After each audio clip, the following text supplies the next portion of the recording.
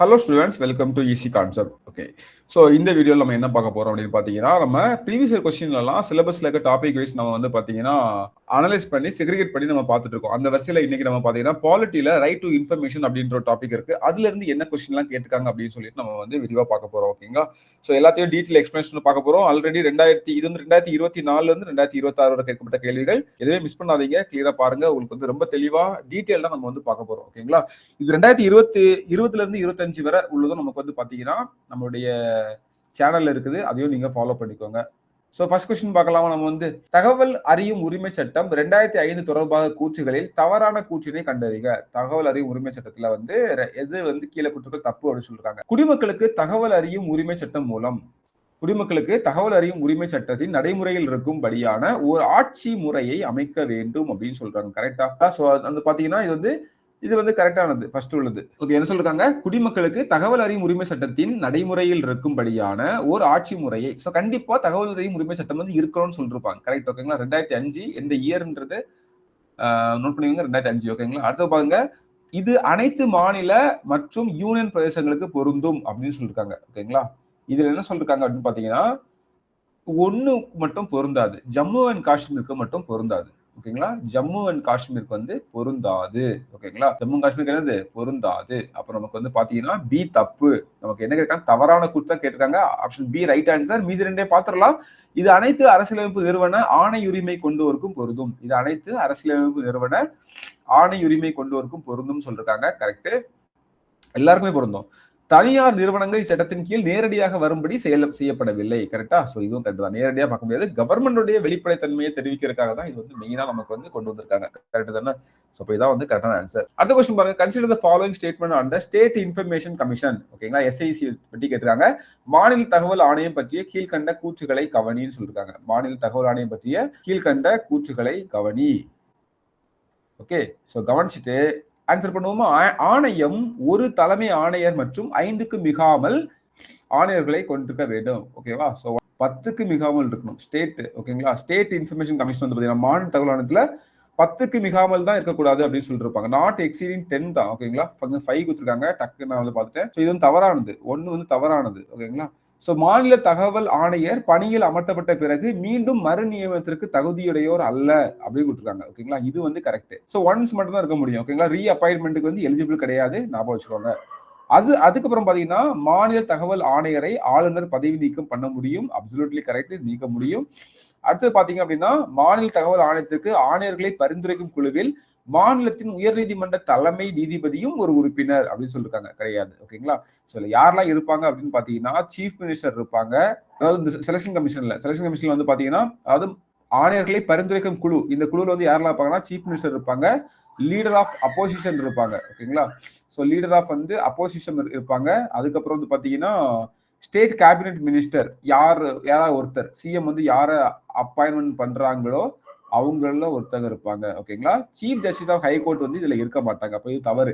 அப்ப ஆன்சர் என்ன? 2 and 3 sir right answer. 2 and 3 எங்க இருக்கு? So B is right answer. ஓகேங்களா? என்ன சொல்றாங்க? சி 1 and ஓகேங்களா? So incorrect. சோ 2 and 3 வந்து தவறு. ஓகேங்களா? சோ நமக்கு வந்து எதெல்லாம் தவறு? 1 and 4 தான் தவறு. சி தான் நமக்கு கரெக்ட் ஆன்சர். ஓகேங்களா? வெரி சாரி, நான் வந்து சரின்னு நினைச்சு பார்த்துட்டேன்.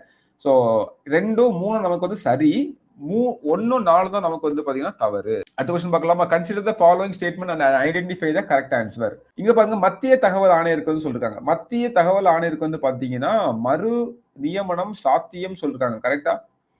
மத்திய தலைமை ஆணையருக்கு வந்து பாத்தீங்கன்னா மறு நியமனம் சாத்தியம். ஆனால் மாநில தலைமையானதுக்கு மறு நியமனம் சாத்தியம் இல்லை அப்படின்னு சொல்லிருக்காங்க. ஓகேங்களா?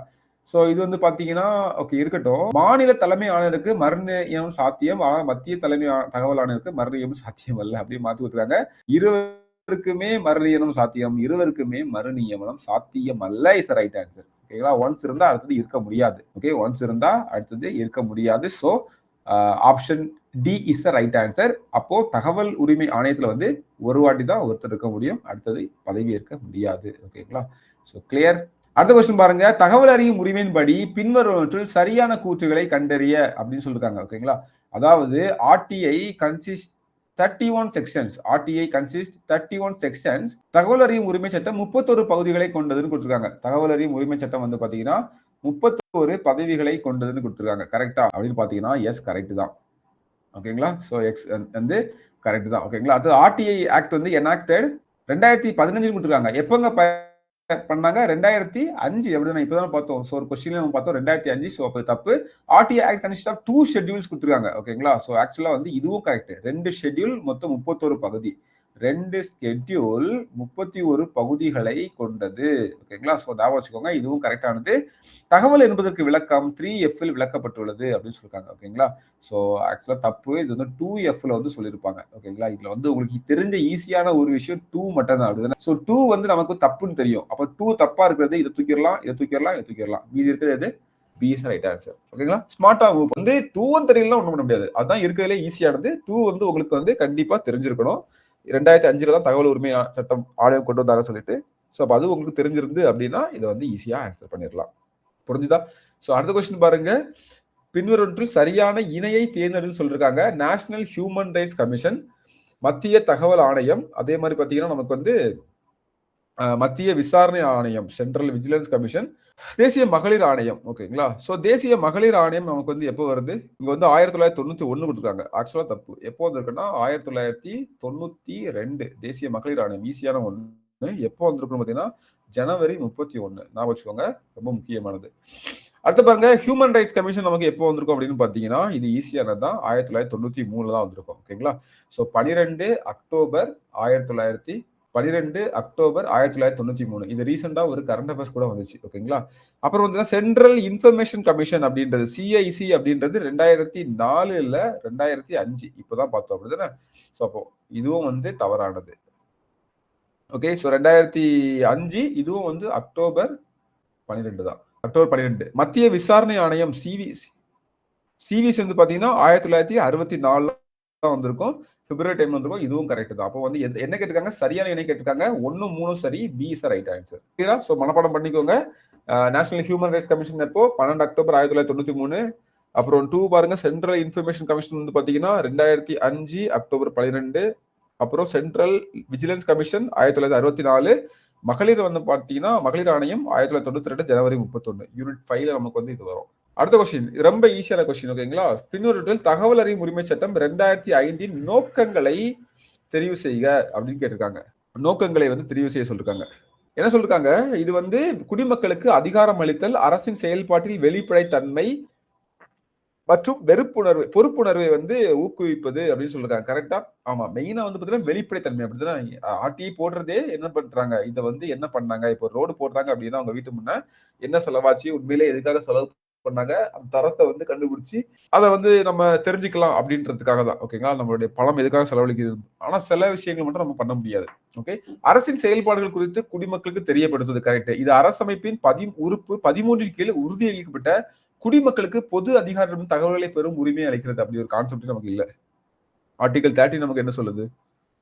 ஆர்டிகல் 30 நமக்கு என்ன சொல்லுதுன்னா, இது வந்து என்னது, ஃபண்டமெண்டல் ரைட்ஸ்க்கு எதிராக நீங்க சட்டம் ஏத்துனீங்கன்னா அது வந்து வாய்ட் ஆயிரும் அப்படின்னு சொல்லுது. ஸோ இங்க கொடுத்தது இல்ல. தப்பு. 1 and 2 மட்டும் கரெக்ட். ஓகே, 1 and 2 மட்டும் கரெக்ட்.